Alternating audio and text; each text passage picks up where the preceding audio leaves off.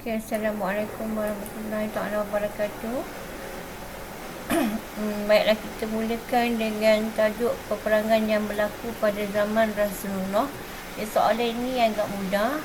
Kalau keluar dalam soalan peperiksaan, soalan ini amat membantu anda untuk menjawab skor dengan baik.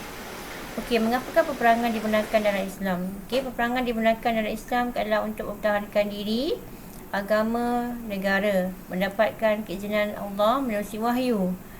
Musuh menyerang umat Islam untuk mencari keamanan, memastikan tempat ibadat terpelihara serta menentang kezaliman. Yang ini adalah soalan mengapa peperangan dibenarkan dalam Islam.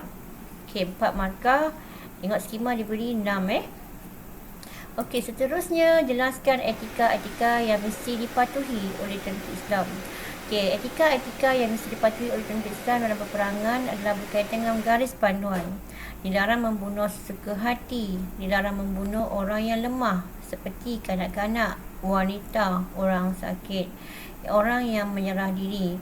Dilarang membunuh binatang ternakan, dilarang memusnahkan tanaman, dilarang mencerobohkan tempat ibadat, dilarang menyerang jika musuh hendak berdamai. Okey, di sini 4 markah. Okey, markah skema ada 6. Seterusnya, C1, Islam bukanlah berkembang melalui mata pedang. Buktikan. Islam tidak berkembang melalui mata pedang. Dapat dibuktikan kerana orang Islam tidak pernah menganjurkan peperangan. Semua peperangan ditetuskan oleh orang Quraisy. Nabi Muhammad SAW tidak memaksa mereka memeluk Islam. Nabi Muhammad menggunakan cara diplomasi. Nabi Muhammad juga menunjukkan nilai-nilai murni. Dalam Islam, peperangan hanya dibenarkan untuk mempertahankan diri, agama dan bangsa. Okay, seterusnya, peperangan hanya dilakukan dengan izin Allah melalui wahyu yang diturunkan. Islam, agama yang menganjurkan perdamaian sekiranya musuh inginkan perdamaian. Islam berkembang secara sukarela dan toleransi. Walaupun memenangi perang Badar, tetapi Nabi Muhammad SAW mengampunkan tawanan Arab Quraisy. Kandungan perjanjian Hudaibiyah menggambarkan bahawa Islam tersebar dengan aman. Nabi Muhammad SAW memberi jaminan keselamatan kepada mereka yang dikepung semasa pembukaan kota Mekah. Kini 8 markah skema sampai 12 sangat banyak sehinggalah perjanjian Hudaibiyah. Seterusnya, sekiranya anda dilantik menjadi Menteri Pertahanan, apakah yang anda lakukan untuk memantapkan sistem pertahanan negara Malaysia?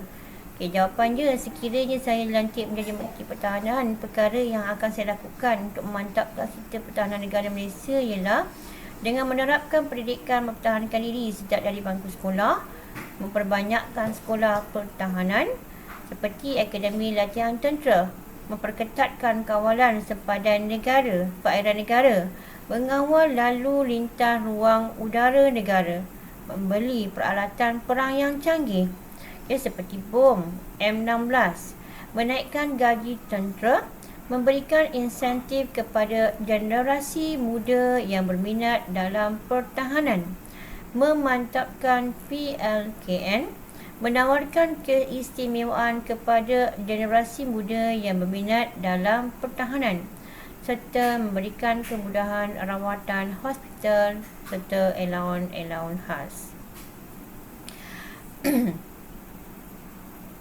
Baiklah, ini adalah contoh yang diberikan untuk anda menjawab dalam soalan yang ke-6 berkaitan dengan tema Islam, iaitu peperangan yang dilakukan pada zaman Rasulullah SAW, iaitu mengapakah peperangan dibenarkan, etika yang mesti dipatuhi oleh tentera Islam, kemudian soalan kebat, Islam bukan berkembang melalui mata pedang, serta memberikan satu soalan berbentuk aplikasi sekiranya kita menjadi Menteri Pertahanan. Jadi soalan ni agak mudah lah untuk anda skor. 20 markah ni dapat dalam tangan, sangat mudah.